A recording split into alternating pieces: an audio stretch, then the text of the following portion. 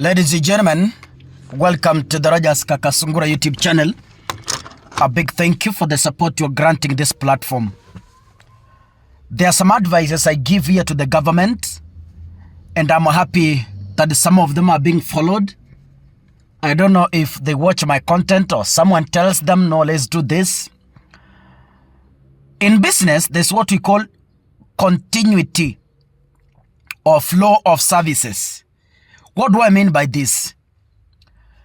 Kaka, for example, today, if I decide to buy a business, let's say a supermarket.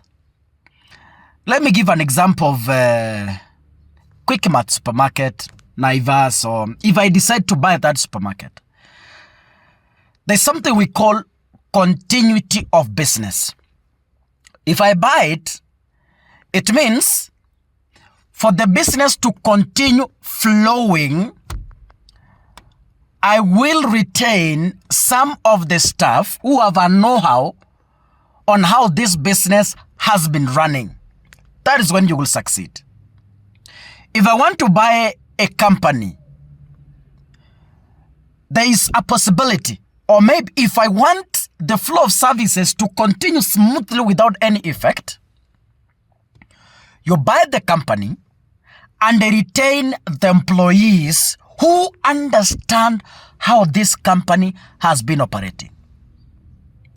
If you buy a business or a company and decide to fire all the employees and rebrand afresh, it means you will again start from scratch.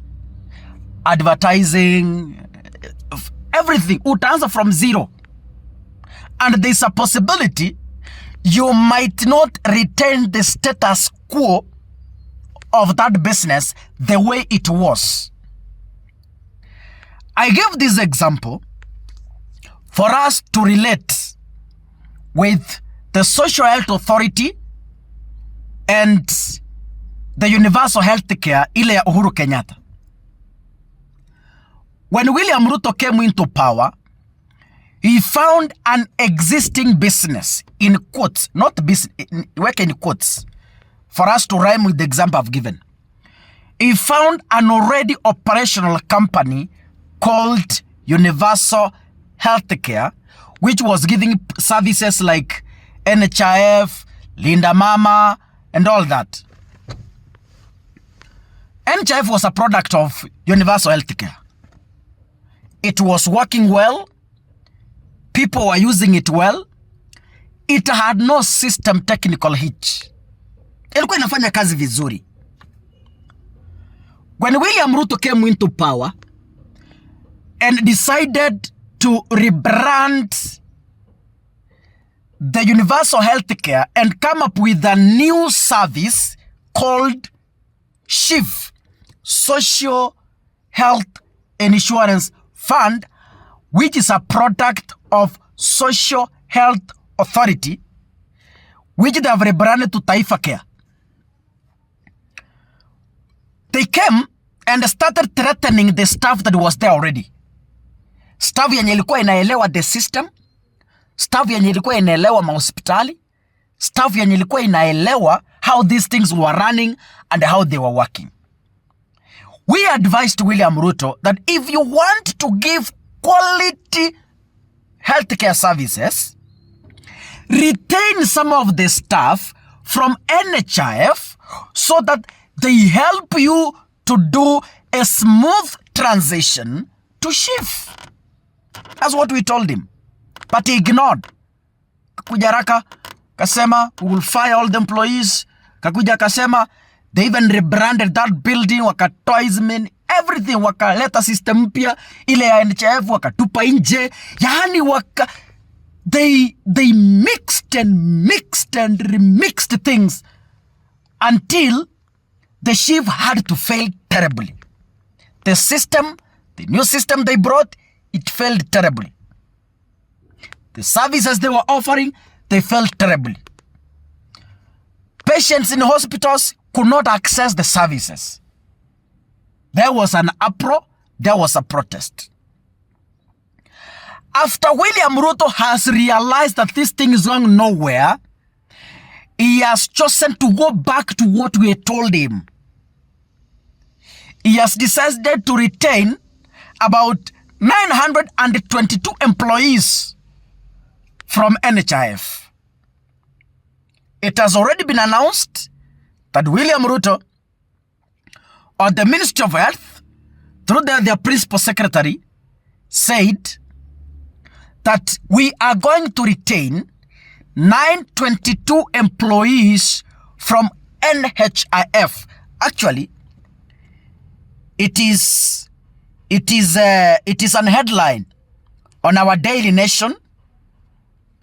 So this is what happens when you ignore elderly advice. And I was 100% sure that SHIF was meant to fail. For you to succeed, have a smooth handing over. You know, William Ruto came into power na ile kifua. Mimi ninaweza kuwa rais. He never bothered about handing over. He never bothered to know where Uhuru had reached. He never bothered. And alikuja na ile kishindo na kusema niko hapa. That is why so many services from this Kenya Kwanza government are failing. That's why so many because the people came, they came with the spirit of scrapping off everything and with hopes to reset the government into factory setting. A government is like a company. A government is like a business. You must have a smooth flow of events. And for this to happen, you must accept to give chance to flow transition of responsibilities, flow transition of services, free transition of products, free transition of money, free transition of lazima the outgoing government, it must do how do I call it? They must have a mutual relation for the new government to understand where things are. Kaka sahi nikiajiriwa in a company as the new CEO, who do I befriend? The former CEO. Ndiye ataniambia, if you want to succeed in this company, ingia namna hii, fanya hii, fanya hii, hawa watu unawapeleka hivi, unawapeleka. Even hata kama, acha nipeane mfano wa OCPD, OCS ama county commander.